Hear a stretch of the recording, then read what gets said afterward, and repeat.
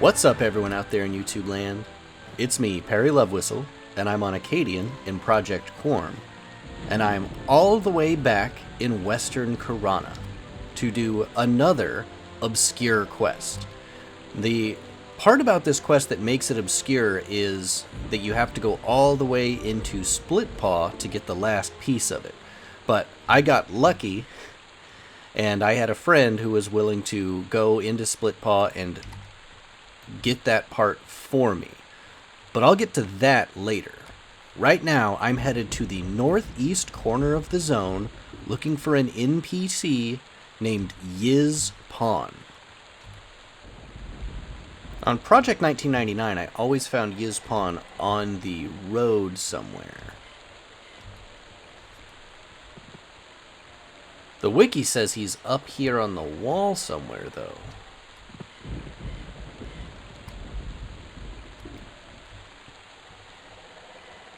Well, I don't know if he was out wandering around, or maybe he was killed, but here he is, Yiz Pon.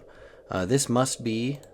Yep, this is his spawn location, up in the northeast corner, right up by the wall. He is a level 5 wizard, so if he wanders around too much, he will get attacked by a bear and die.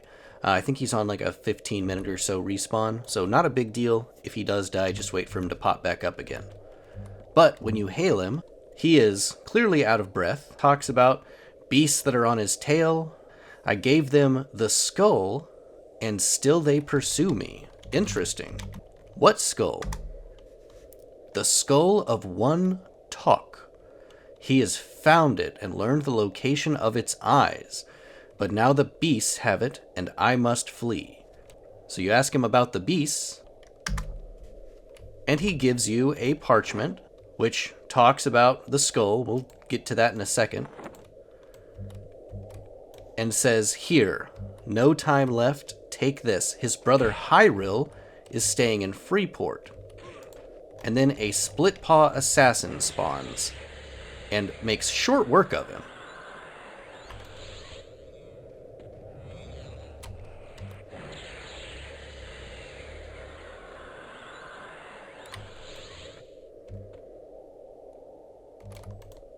But luckily, I can manage to down the Split Paw Assassin, who, by the way, I think is like level 15.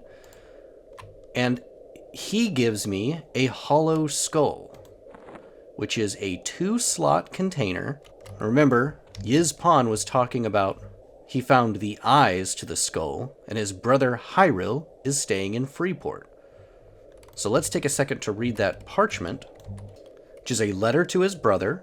His search for the eyes led him deep within the lair of the Split Paw clan. A vicious gnoll they call Kerpock wears one of the eyes around his neck. So apparently Mr. Yiz Pon was in a jail cell all the way down in Split Paw, along with a gnoll named Kerpock. And he's going to investigate a troll by the name of Luga, and he has a plan to escape his captors, which apparently he succeeded at. He made it all the way to West Karana, which is 2 zones away from the Split Paw dungeon. Made it all the way here before they caught up to him. And what perfect timing, because the rain just started again. So now I'm going to head to Freeport and talk to his brother, Hyrel.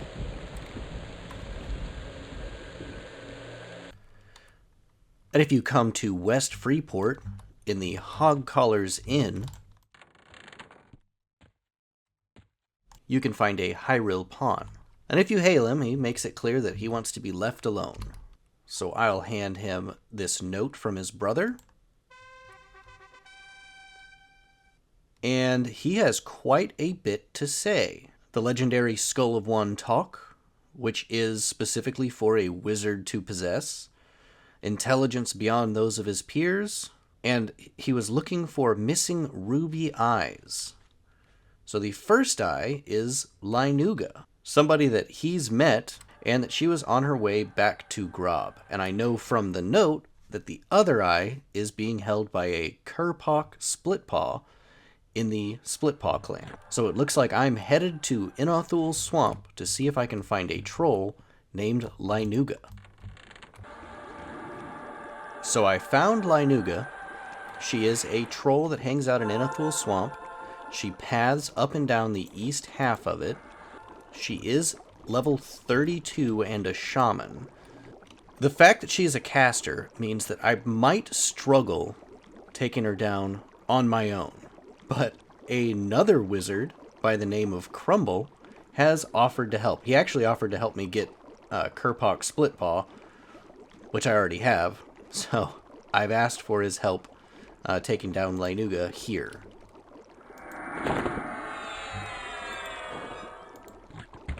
But she is also part of another quest where if you give her a ruby, there's a chance to get a best-in-slot caster earring. It's a very low chance. It's like less than 1% or something like that. But yeah, if you give her a ruby, she will probably give you a melee weapon, which isn't too bad. It's worth giving away. But she might give you a really nice earring. Now, rubies cost about 250 platinum a piece, so I won't be making an attempt at turning in a ruby today. It's nice to know that I can get her to non-KOS, where she will take the ruby with just my Dark Elf illusion. But I will probably be spending some time and money coming back here and giving her rubies once I'm making porting money in my 40s.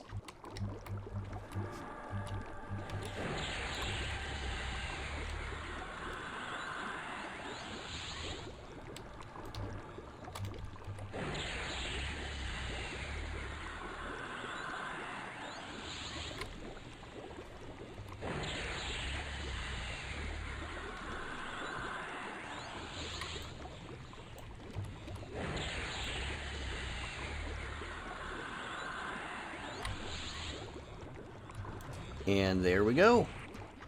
She's probably not going to be dubious to me anymore. But there is the large ruby, which is the first eye.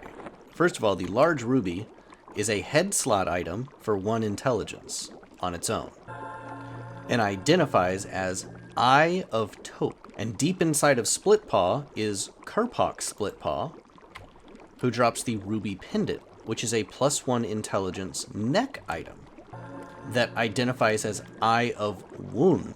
And for that matter, the hollow skull identifies as the skull of Wun Toque. This is actually a pretty straightforward quest as far as classic quests go. Each thing leads you directly to the next thing. Hit combine, and you get the Jeweled Skull. 5 intelligence, 20 mana, 5 magic resist. So this is going to be really useful later once I hit my intelligence cap and I start to add just pure mana. Plus that 5 magic resist is going to be really helpful when I get to raiding. So I will eventually be replacing my Stein of Mogok with this Jeweled Skull. It is unfortunate that the character model for it is just this voodoo doll thing, but I mean, with how many skulls there are that are carried in secondary, the Skull of Gentra, this one, a bunch of stuff in Kunark, you'd think that they would have a skull model, but this is a 24-year-old game, so I'll take what I can get. But that is it for now. So I've got my fancy skull, and it's time for me to get back to the grind. And I am finally at the level where I can solo specters. So I'm off to head back to the Firat. Until next time, bye.